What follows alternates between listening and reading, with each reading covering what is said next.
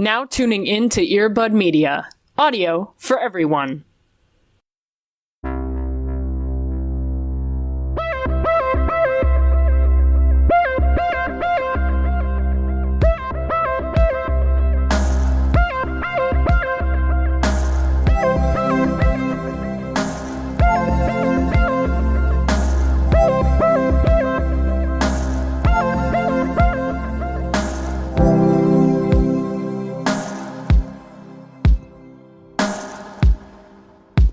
I don't know what time it is, Cody. It genuinely feels like it's 2 o'clock in the morning, and then I have to ask myself, why are we recording in the middle of the night? But it's not. It's just genuinely daytime. It's just like it's dark in the morning, it's dark in the afternoon, it's dark at night. It's always dark, and I'm just very scared and cold and confused.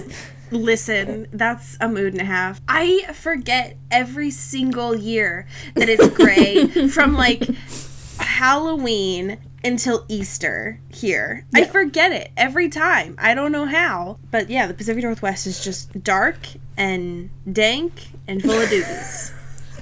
Oh my god. It's a little too early to be throwing out the podcast title, but I guess sometimes fucking go for it. Do it before the minute mark.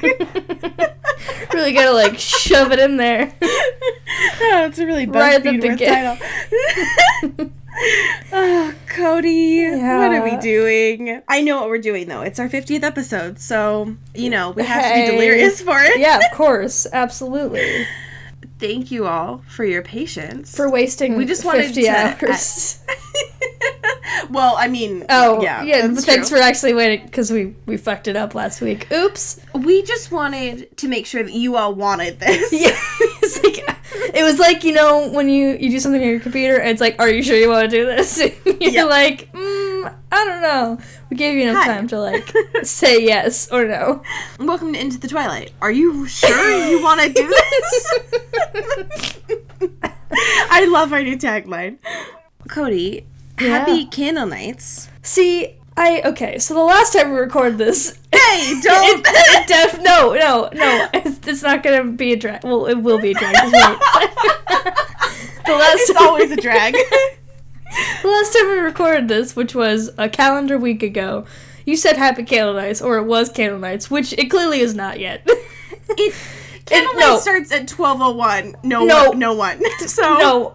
I am taking the Griffin McElroy post on this. Candle nights is a specific time in December. It is a December at the very least. It is not November. I mean, I respect your right to choose, but like... I'm all for this ambiguity of like, it's a whatever holiday, it's all the holidays, but at least give Thanksgiving. It is proper dues. I don't want it. Because it's the best. It's the food holiday. Yeah, but I could eat mashed potatoes and gravy whenever the fuck I want. But is it celebrated by everyone? I mean, are we? I don't want to fight this morning. We're already here. Dibs out. I am putting my gloves on mid-cocoon in bed. Between when Cody and I fake fight and when Cody and I real fight. Fake fighting is real fight. We are fighting right now. Stop. This is the only real fight we've ever had. And it's about Thanksgiving. No, that's fair. Which is very fitting for everybody that goes to Thanksgiving. Absolutely. Here's the thing about Thanksgiving. Whenever I show up, I always start arguments about social issues and then I leave. So it's a very, like, taxing holiday. No, I booked my flights for Thanksgiving. I am only there at the contractually obligated hours of Thanksgiving, and then I am dipping. I am there to shove my gaping maw full of holy shit mashed potatoes, my cryptid cords, gravy, and all forms of pie, and then I am fucking leaving. I don't want to talk to anyone. I don't want to see anyone. I don't want to be seen by anyone. Honestly, I just want to take that food in. If I could just wear my invisibility cloak, snatch a couple servings for like today and then tomorrow morning and then leave, it would be ideal. Yeah. If mashed potatoes and stuffing were a normalized food outside of Thanksgiving, hell the fuck yeah. Fuck Thanksgiving. Burn it in a fire. To be honest. Yeah. But it's not. So this is, I have to. Welcome to Into the Holidays, our hot takes pod. From now till, like, fucking January, I guess. Because it never ends until J2, so. Sorry? Well, I was gonna say January, but I got tired, so. So you said J2? The sequel to January? Yeah, it starts the day after New Year's Day. Like I said, hot takes. Hitting you with those, like, really cool theories right off the top. Or just something to think about. Yeah, I have to unlock my chest bones for all of my conspiracy theories to come out. My chest bones. There's a lot there, okay? I'm really tired. It feels like you're, like you're opening up your bones like a saloon door. Yeah, always. Like, exiting out of your skeleton. This is my true form. Oh, I'm crying. What the fuck? Oh, God. It's so early. It is. You know what's also so early, but we should talk about anyways, is PodCon. Hi. It's taken me a week, but I've gotten my transitions back. You all did hear the really shitty ones, which is perfect and all I needed. Yeah, so PodCon is a thing, and I'm gonna be there, so... Fucking go. What the fuck's up? We will have lots of goodies there for buttons and things, and I will be much nicer to you than I am to Cody on the pod. Which is all that we can hope for. Yeah, I won't unlock my chest bones in front of you if we've just met. It's just such a beautiful phrase of words. It's a beautiful little string of words. It's our cellar door. Oh, that's great. That's great. God. Do you want to talk about current events with me, Cody? Fucking, I guess, man. Where do we even begin? So last week, this was a little bit more relevant, but like y'all didn't hear it. So Twilight is off of Netflix. So it's been a calendar millennia since we've seen Twilight on Netflix, and I'm very upset about it. And I just don't know how to cope anymore, I guess, is the best way to put it. You're acting like you don't own this movie in probably 12 versions that you could watch at any point in time. I mean, you're right. So, that's all I have to say. So we do have some other current event news, which is good. I think it's worth noting, talk about K-Stew first, because K-Stew always comes first. That's true. In this home, K-Stew always comes first. I'm going to put a picture of K-Stew at the top of my tree this year, so it'll be great. Kristen has a new short film coming out, which is lit. It's called Come Swim, so that's great. And it looks good. Like, I watched the trailer and it apparently it's very, awesome. Like, avant-garde and, like, what the fuck, and very good, so... Yeah. It's an Oscar qualifying short, so who knows? Damn. And just seeing this trailer has made me lose my voice, which is great. But yeah, so yay K-Stew, doing all that good shit. I just love the idea of it hopefully getting some Oscars, because that would be the newsworthy that we can actually talk about. So the other thing that we should definitely talk about is our fantastic queen, Maddie Badia, sent, I know, it's been a long time since we could, like, yeah, I know. Since we're fucking sellouts and stopped doing personal credits. That's true. It's for the best. Trust me, you don't want to hear us after an hour. For 20 minutes, just going on about 3 people. Yeah, because I won't let Cody just do the damn thing. I have to talk through it. So there's an auction that's happening. It's been 10 years since the 3rd book of Eclipse came out. This fucking website is selling all of the, like, memorabilia and, like, movie props from the Eclipse movie, and I am shook. Yeah. I want it all. Oh my god. No. I just want Jasper's jacket, and I want a Volterra. It is a good from jacket. New Moon, okay? No, that's fair. That's fair. It's like, it still has dirt on it. Like, I want it. I want to just, like, snuggle in it. I want to feel its powers. I just want, like, the fucking baseball jersey, though, is the thing. Like, so you want everything on this website? Well, I mean, you didn't need to, I mean... I want it all, okay? And it's worth looking into because there's some choice items on there. So to bring this down a little bit, our Pats has been promoting this movie, what did we say, for 6 months now? For a calendar. For millennia. Yes. So now he's still having articles about him because he's still relevant, especially after fucking breaking up his engagement. There's this, I don't know, fucking interview that he did talking about therapy and like mental health and stuff, which is lit. It's just that his conclusion was just kind of like sad of like fame comes with mental health issues, which I mean, he's not wrong, but still. Yeah, no, that's fair. But he was just like talking about therapy and shit, which is, I don't know, having that transparency is good. Except for that, like, in the middle of all of his interview questions, he was just like using ableist language all the time, and I was like, hey, I just want to take out a good quote from you. I know, like, I just want to be able to tell people that you're doing therapy, and that's like lit because we're being honest about it. He does talk about at the end of this article like getting a six-pack, and he's never gotten one even though he's tried for years. I mean, that's embarrassing on his part, I guess. Damn, fucking drag him. Well, I mean, it's just that he's not everyone can fucking like, Chris Pratt, okay? Not everyone can just listen, beef. I mean Chris Pratt, beef. Becoming beef. The Chris Pratt story.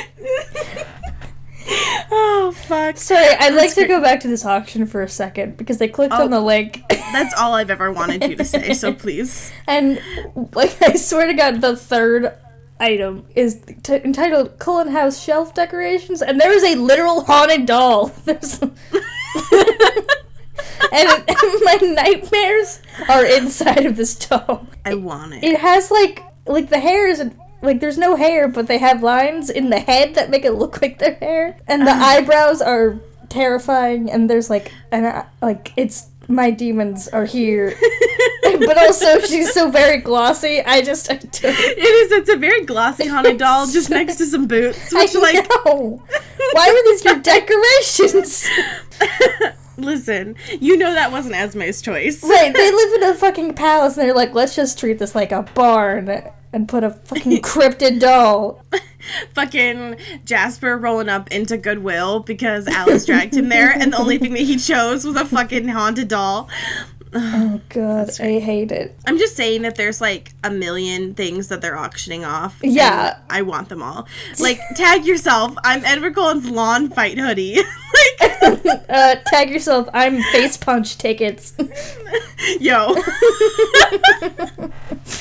I want all of it. I want my new place to be decked out. We have 6 days, so just fucking get ready. If anybody wants to fucking help a bitch out. But yeah, so lots of current events. We do have some questions today as well, because it's been a while. So our fantastic patron, Rachel, asked us when we are going to watch both of the Breaking Dawn movies, which is a great question, because I would say... probably the standard interpretation of Breaking Dawn is to watch them at the end. However, people that are doing that are not dissecting Twilight content for an hour. Yeah. So I am making the executive decision, since Cody has not seen it, that we are going to watch it when Jacob's fucking mouth shuts up. And because it's a very clear, like, cutting off point, and that will allow us to like properly dissect the first half of this book that we've read before we kind of like move on. I wouldn't be able to do 2 movies back to back. Sounds like my ideal Saturday morning, to be honest. Like, when I get off this with you, I'm just gonna go fucking watch Breaking Dawn to get hype for the day. I just do some laundry, shake my butt around, watch Breaking Dawn. I mean, it's just like an ideal day. You're just spitting out a lot of gems today. But like, wow. It's because I'm tired. Yeah, that's fair. That's fair. I mean, now, we did get a question from someone, and it wasn't technically submitted to our Twitter. I feel like we illegally obtained this question. We pirated this question. However, Where's your discrepancy, Allie? Listen, I lost all ethics a long time ago. I'm very curious about this question, though, because the question is, could you imagine Twilight in 2017 / would the Cullens have social media? Everything about this is very intriguing to me, because the question posed, like, would not having social media tip people off? And I say yes, except for those, like, certain people that are like, no, I'm off the grid. Right. So, but just the idea of, like, they would have to, just to be normal. Like, at least have, like, a Facebook or something, because that's kind of, like, old school at this point. And just imagining what that would look like makes me very happy. Yeah. Because Rosalie's would be expertly crafted. Of course, yes. It would be very, like, Insta model kind of thing. But, like, not showing her face, because, like... Yeah, and, like, deliberate. Yes, Everything she does has a purpose. Yeah, she'd be one of those people with, like, a theme. Oh, you know? Her theme would be so good. Yeah, it would be very blue and green, which would be lit. But also, like, golds. And just the idea of imagining, like... Well, Carlisle would probably have at least a Facebook or entries showing that he's, like, a doctor. So, especially because there was that point where they went off to California for his job. So, he would have, like, a LinkedIn. Maybe. Yeah. It's just, thinking about this makes me really happy. So, it's just a good question. The other one that we got is, and this is a fucking great question, so thank you for submitting this. Why is Jacob such a shitty person? And you know what? When I think about what I want to do at 6 a.m., it's fucking get into some Jacob Black discourse. Let's get into the discourse. As if we haven't been doing it for the past 50 hours. Just, like, running him through the mud. So they ask, like, is it just because he's a 16-year-old? Where am I? I mean, he's basically 14. Is it just because he's a 16-year-old in 2005 and he doesn't know anything? Or is he just a genuinely bad person written by a bad writer? And I mean, you fucking know what answer I'm gonna put, so I'm just gonna sip my tea. Listen, the Jacob in my head is great. The Jacob written by Stephanie Meyer is trash. That's all I have to say. I don't feel comfortable with the whole, like, he's 14 in 2005 or whatever and, like, doesn't know any better, because there's a lot of adults who were certain ages at certain times. I mean, you're right. And, you know, that becomes a defense mechanism time and time again. Yeah. Or a justification, which, like, you know, is valid in some senses, but isn't the entirety of the answer, because there's a lot of complexities within just how you do things, you know, like, it's not just that's not solely a product of your environment or your time period or whatever. There's a lot of other issues there. But fucking Jacob Black is a standard, like, shit tween boy, right? Like, and that's fine. Listen, it's a Wolfie Stone world out there. Oh my God. And you have a choice to do your best in this world. And that's fair. The world that Stephanie Meyer created, he's not doing his best. No. And I don't know if I said this, because it might have been in the Lost episode too. I know, like, where are we? I don't remember if this was said, Lost but episode. I might be reiterating myself. However, Stephanie has such a place to talk about race and talk about Jacob's environment and his growing up, but she doesn't, and so we lose a lot of really good or really important discussions about how he is the way that he is, and how he's kind of, like, demonized by Forks, and his whole family is kind of demonized by Forks, along with the whole wolf thing, which is really could have been, like, an allegory for whatever. Like a very easy line to draw. But no, why would we do that? That's silly.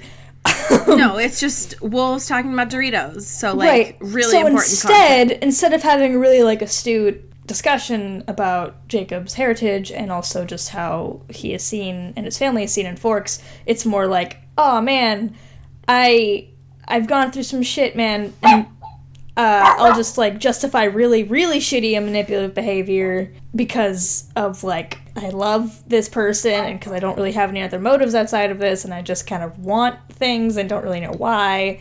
It's wild. Do you know what I love? I love when I get to sit back and drink my tea while you do this podcast. That was literally the longest I think you've ever spoken. Yeah. Cryptid Cody. But it's very important shit. And yes, I agree with all of it. It's not really a hot take when it's true, so. Do you want to talk about chapters 11 and 12 with me for the upteenth time? I guess, man. I guess. Perfect. So, chapter 11. Oh, God, I forgot how long these titles are. The 2 things at the very top of my things I never want to do list. Great. Jacob. Great. Jacob. Like. Already. Jacob. It's been a while. It's like stretching out the muscles, man. You just gotta do it. Yeah, it really helps me unlock my chest, so.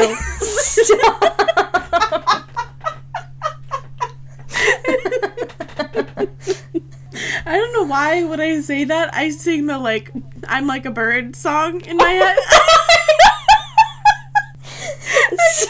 Sorry, when you talk about unhinging your chest bones, Natasha Bedingfield just comes from the ether and sings a little song to you in your head. What the fuck? I got tears on my glasses. But yes. Put it short. In summary, yes, you're correct. All I have to say is, that's the song that comes to my head when I feel like exposing my true self. But I'm also definitely afraid of birds. So take that with what you will. Yeah, that's a wild choice. I mean, I hate myself. So, like... Well, hey. So, chapter 11. Oh my god, I have cried so much, and we haven't even gotten to the books yet. Great. Okay. Is that one of Jacob's titles? Yo. Listen. Just Jacob, cue Jacob, corner, and just, like, crying. Like, finally, we get some honest emotions. But yeah, so, last time we talked about ending chapter 10 with this, like, I don't dance battle between Sam and Jacob. And so chapter 11 starts off right there with Jacob being like, man, everybody's doing things that I don't want to do. I just want to help Bella. Why do you have to be so mean? And during this conversation, because they're still talking about, like, the initial plan of the pack is still to go to the Cullens house and throw hands. And Jacob is being a whiny piss baby about it because he's like, well, if that happens, then I might lose some of my Cullen family. And if I do that, then I might lose some of my brother family. And he's like, wah, I just don't want this. I'm just mad about everything. Literally. So Embry and Quill are right by his side because they just want to make me sob. Apparently. Me specifically. Yes, exactly. During this, they're trying to analyze the Cullens. So they're talking about how Emmett is really strong, but also, like, Jasper's, like, this wild card strong. And during all this, Quill is offering to do most of the work so that Jacob doesn't have to. He's like, I love you. Just let me do this for you. And during all this, Jacob's just having a crisis because he's like, I couldn't concentrate. It feels like there's puppy strings attached to all of your muscles. And so this is all happening, right? And Jacob is just not paying attention to the fact that Quill and Embry are, like, trying to take care of him, which is fine. He's just like, I don't want to follow Sam's orders. And then he's like, and then a light bulb goes off because he doesn't have to. Hey. He could just, become his own alpha. Which is gross. Yeah. Cue also another Natasha Bedingfield song, because I'm sure there's something about that in there. Becoming your own alpha. Song by Natasha Bedingfield. Yeah, it's a holiday special. Is Natasha Bedingfield at that point where she's not doing enough that she could be on our podcast? I think we could send some emails.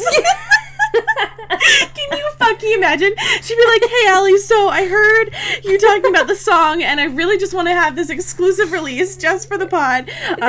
Can you fucking imagine? So anyway, cue Jacob being an alpha now, right? And he's like, as soon as he makes this decision, he's like, no, I'm going to stand up to Sam. He's like, oh God, I don't have a pack now. I'm so lonely. And he's like still crying. So there's just like, there's 1 second where he's like in it and really confident, and then he just goes back to crying about Bella. Like, he's always crying about Bella. And during all of it, he's like, okay, well, I'm going to be my own alpha, and I'm going to go take care of my vampire family. And everybody else is just like crying. Yeah. So during this, he's on his way to the Cullens house. And who would show up except for Seth? Because it's Seth. Baby. It has to be Seth. Baby. Yes.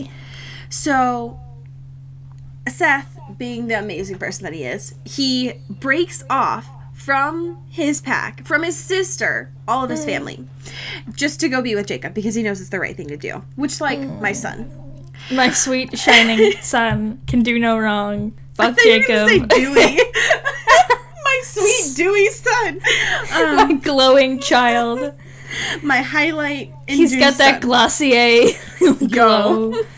And He's I'm really proud rocking that of him. boy brow just like everywhere. All over. He's a hairy boy. Yeah. And that's fine. But they are all groomed and tamed. Yo. Who's the werewolf hairstylist in town? I'm just That's curious. a good question. Me. It's me. That's why Jacob's hair looks like that, is because I have no idea what I'm doing with some scissors in my hand. I am so sorry. So, Seth is there, right? And now Jacob's pissed because he was fine on his own. He was like, well, I'm lonely, but at least it's just me. If Seth is there, then everything is off because he's 12 and doesn't need to be away from his family. But during all this, Jacob is like telling him, like, you have to go home, like, you do not belong here. And then Seth, my sweet son, decides to get snarky for once. He's like, is that an order, Jacob? Which, mood. The one thing to note about this is that Seth and Jacob are technically now a different pack and they can't hear what's going on with their fellow family members, which is a big deal. So during all of this, they're just like running and Jacob's like, fine, but I'm not your alpha, rawr. Like literally just growling the whole time. So they head up to the Cullen house to kind of update them on the situation. And of course, nobody's happy. No. Because everybody is after Bella now, and therefore all of the Cullens. So Edward is upset. But my favorite thing about this is because he's still like the burning man at the stake. Stephanie includes the fact that he, quote, snarled flatly. So Which is a mood for sure. Yeah. Anyway, Emmett wants to go fight right now because now that he's heard what's going on, he's like, well, let's just go. The only problem is that Carlisle and Esme are gone. They went to go feed. And so we have a problem here because everybody's separated and it's all disjointed and not good. Yeah. So during all this, Edward's like, well, you're the best, Jacob. I owe you so much. You are willing to make puppies with my wife. Sometimes I just feel like it needs an echo, you know? Yeah, I really do think the Borat version of my wife needs to be said more than once on this particular podcast. Just imagine for 1 second Arpat saying my wife in Borat's voice. No. That's all I have to say. No. So anyway, Seth goes to go run the perimeter and make sure that everybody is safe and taken care of while Jacob is still just like staring at Bella through the window. He's just like being really weird and emotional about it. So anyway, while they are checking things out, Seth decides to now leave Jacob, who is his main authority, to go chase after this scent that he sort of thinks is Carlisle and Esme, but he's not sure. So Jacob loses it because now he's a mom and he needs to take care of his son. And God damn it. you had one job, kid. Jacob. He's the Steve for the moment. Oh my god. Listen, anyway, we could have a whole nother thing about Stranger Things, but I'm not going to. Seth goes, he takes care of Carla and Esme, and keeps them up to date. Now, the problem is, Seth is getting really riled up about everything that's going on, because he's starting to process, like, hey, I don't have a family, and they're going to come after Bella, and they're going to come after Edward, more importantly, who is my best friend, and he starts to just, like, scream, aka howl, because he's just really upset. So, of course, Jacob, being a mom now, has to go run over to Edward and be like, hey, so I know that we talked about the fact that like howling was a sign of danger. Seth is just emotional right now. He's a sensitive boy. Yeah, he just has a lot of feelings. He's a tender soul. So Edward explains to the rest of the family like it was a false alarm. And my favorite thing, Emmett says, nice to have toddlers guarding the fort, which like, damn. Damn, dude. That's great. Fucking roast him, dude. Just nice, man. Nice. So during all this, Jacob is watching it through the window, and he sees that when Rosalie is talking about Bella, she's using like we's, like they're a plural now, and they have, quote, formed a pack of their own, which like gross but also true. So Jacob looks over at Bella, and Bella's not doing so hot. Now, I know that we talk about this every episode. Like, oh, hey, today's the day that Bella dies. But the problem is that she's, like, actually dying now. Yeah. So it's not as funny. No. The bed that she's in now is it's a hospital bed that has the rails up to it.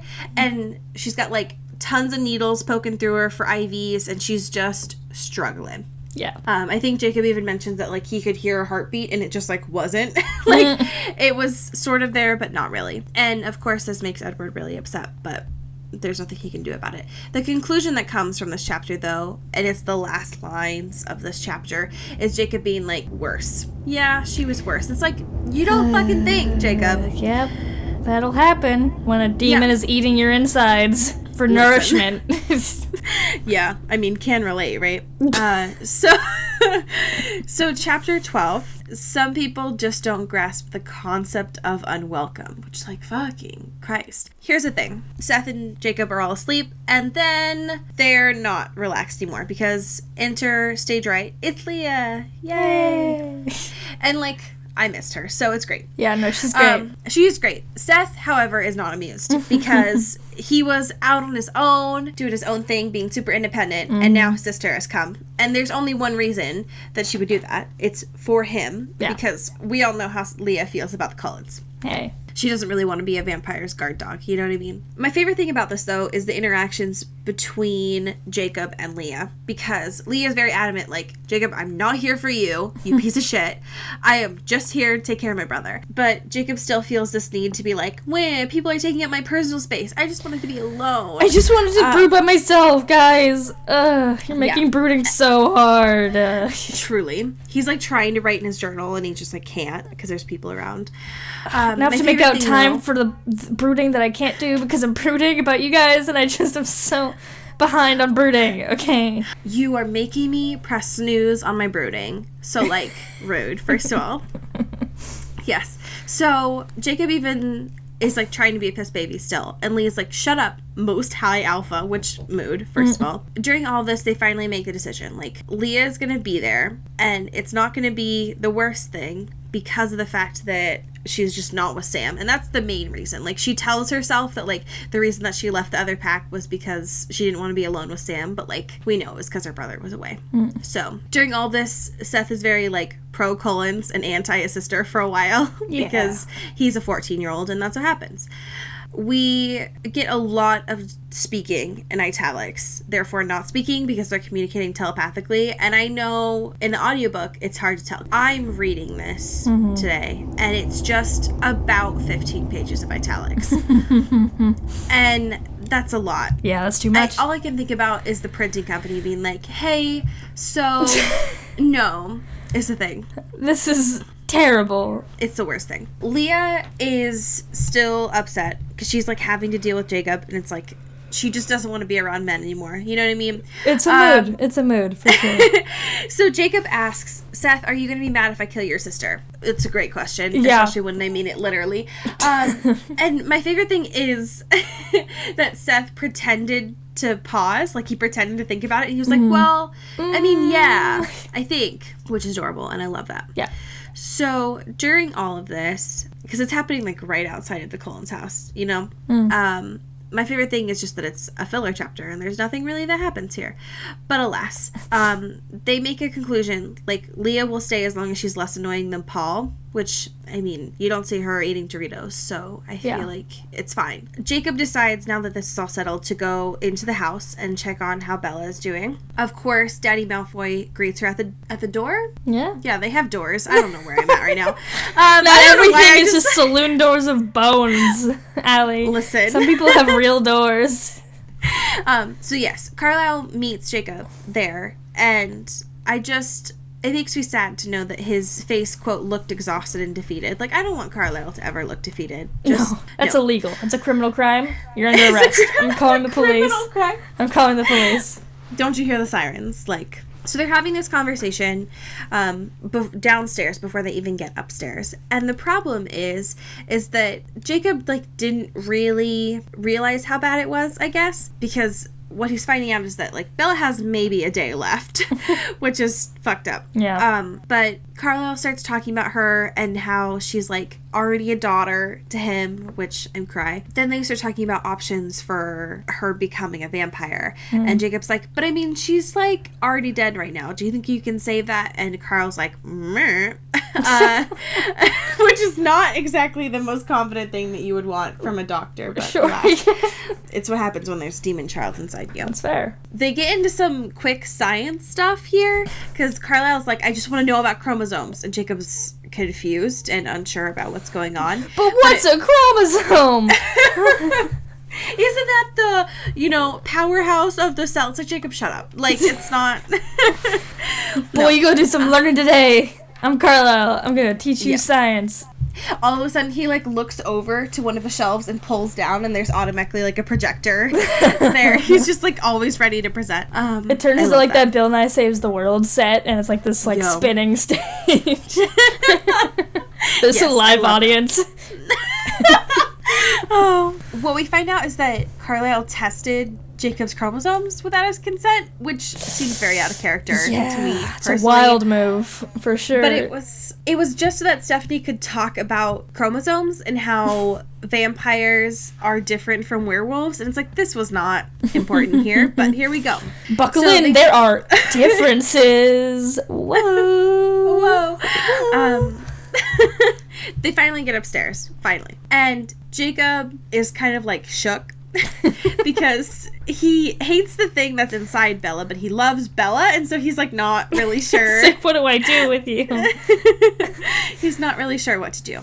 So Bella is struggling now. Carlisle says that she's starving because the monster... I'm just getting so emotional. The monster is, like, taking everything from her, right? So Jacob says, like, in a snide way, like, do you think that the thing is just thirsty? And anyway, Carla, like, blows it off, right? Because he's like, well, I mean, I don't know. Okay, I'm the scientist here. I'm the doctor. Who has a fucking MD here, Jacob? Yeah, that's a nice little suggestion, Jake. But last time I checked, I have all these degrees behind me, so... Yes. So they eventually decide, like, well, maybe she is thirsty, and maybe she just wants some blood, but how do we do that? So Jacob eventually says, like, you want her to drink, like, in front of me? Just make my love? Just drink blood? You monsters. Truly. But Edward is all for it. And therefore, because it's best for Bella, Rosalie is all over it, too, because it's for Bella. My favorite thing about this, though, and this is probably important, is when Rosalie is talking about Bella and all this stuff and, like, looking over her, Jacob looks over at Edward and thinks, like, what the fuck is going on with Barbie? Why is she doing all this? Like, is she after the kid? And Edward just nods. And it's like, yeah. Absolutely. We got it. So they decide, finally, to ask Bella if this is an okay thing, like if this is something that she wants to do, because it's probably important to factor her into all of this. So they go over to her, and Jacob says that she looked dead, colorless and sort of see-through, which, yikes. Yeah. Like, that's no good. But anyway, she, of course, is still trying to make jokes because it's Bella, and even though she's dying, she needs to play a good hostess.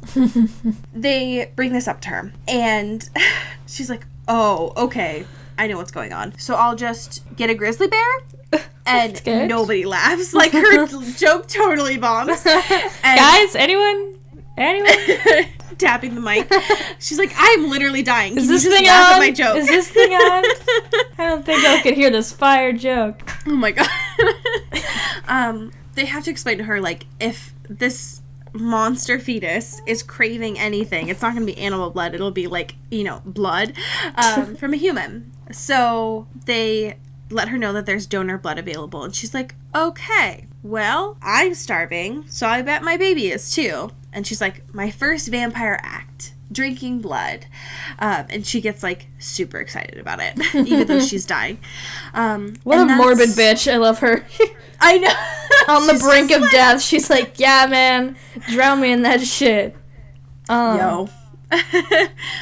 And that's where chapter 12 ends, is Bella getting slightly excited about drinking blood. Great.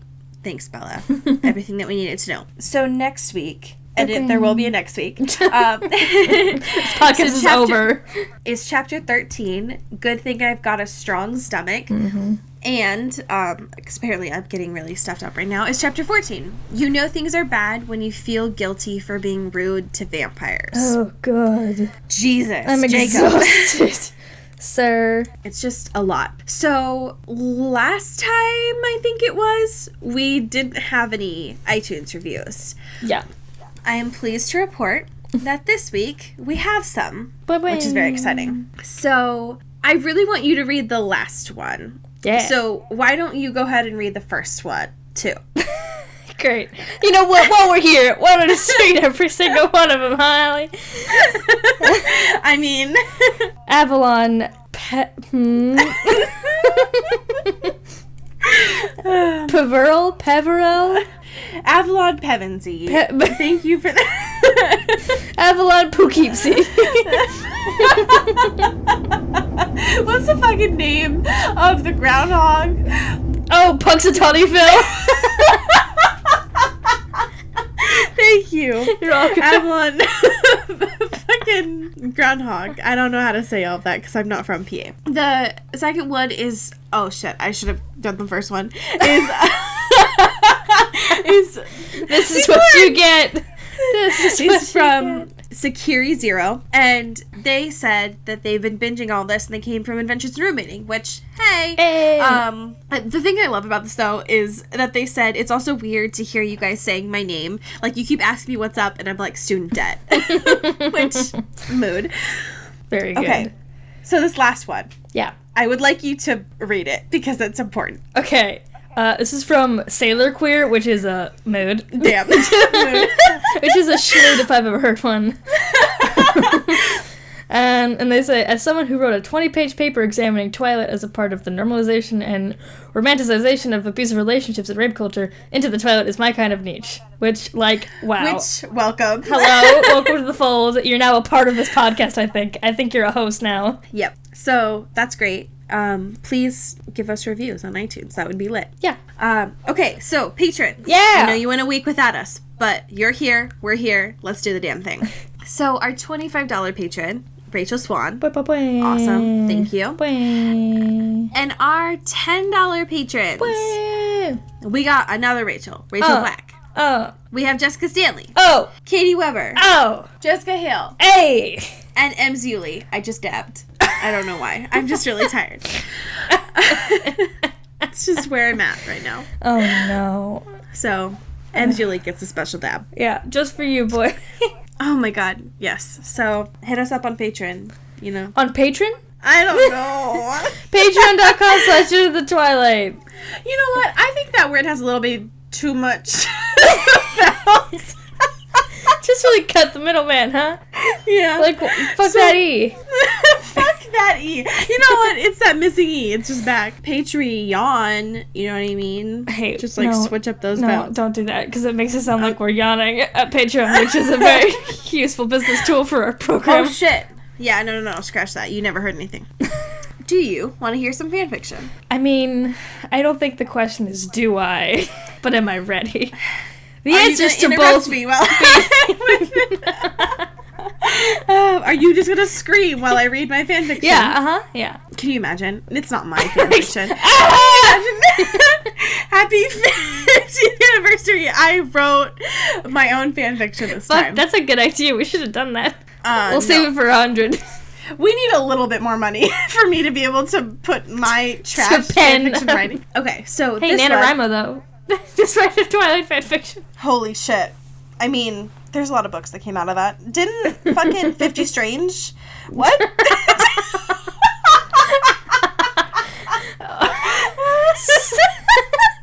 Sorry. One more time. No, you know what? I think I got it in one.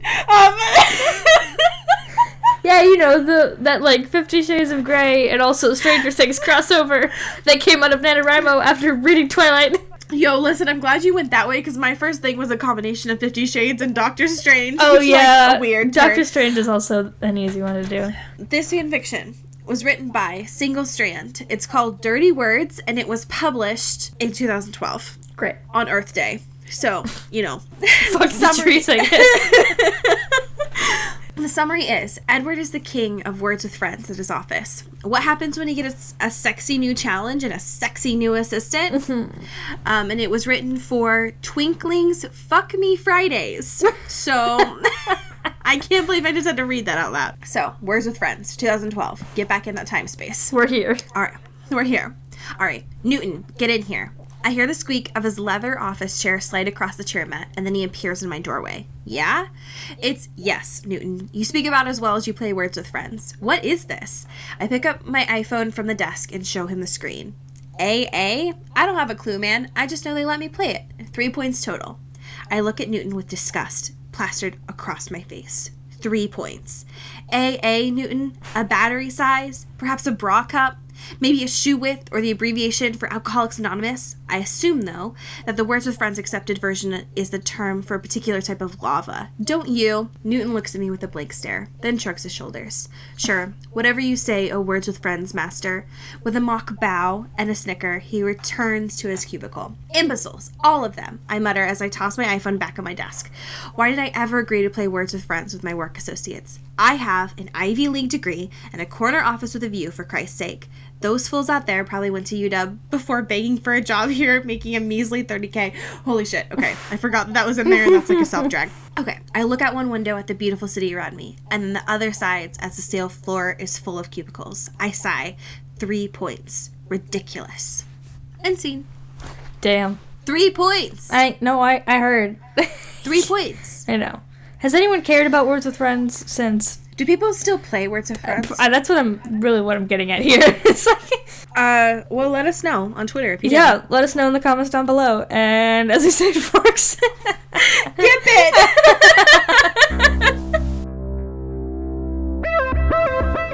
Oh, hi there. Guess who stole Cody's mic and took over the end credits?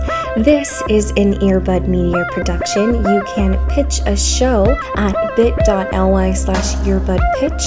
You can check out the network's Twitter at Earbud Media. And while you're doing that, why don't you follow us everywhere at Into the Twilight? Since you're doing that, why don't you just go ahead and check out our Patreon? It's patreon.com/intothetwilight. Just as little as $1 a month, you can get some cool things like pins and books, help us do cool things like live streams. You can always help us out for free with rating and reviewing us on Apple Podcasts. Our amazing artwork was done by Maddie Padilla, who you can find at YourGhostHost44. Our fantastic music was done by Eli Krause, who you can find at krausefilms.com. The intro and outro of our podcast is done by KB Smith, who you can find at KB_Smith. You can find Cody everywhere online at Cody Captures, and you can find me now everywhere at Into Wild Places. You stayed until the end. Check you out. Good job, and we will check back with you next week. Bye. You've been listening to Earbud Media Production. Earbud Media. Audio for everyone. Hey, Dan. Hey, what's up, John? I just wanted to confirm that we were recording Monday. Yes. What are we recording for? Oh, it's our new podcast. Our podcast, the Strange Little People one. Strange right? Little People, yeah. Yeah, the one on Earbud Media Productions. Mm-hmm. You can find it on YouTube. You can listen to it. The one that we update every Wednesday. Every Wednesday, dude. When we have new guests all the time. Sometimes. Most of the time. Yeah, and we talk about current events and stuff. People should listen to it, right? Yeah. It's something cool. I think people would like it. I mean, you don't have to, but I hope you would. Did you put out the ad yet? The flyers? Yeah, I'm doing it right now, as we speak. No, you're sitting down. No, this is happening right now, as we speak. John, why did my hand just go through you? Oh my god. John. We'll talk about it next week.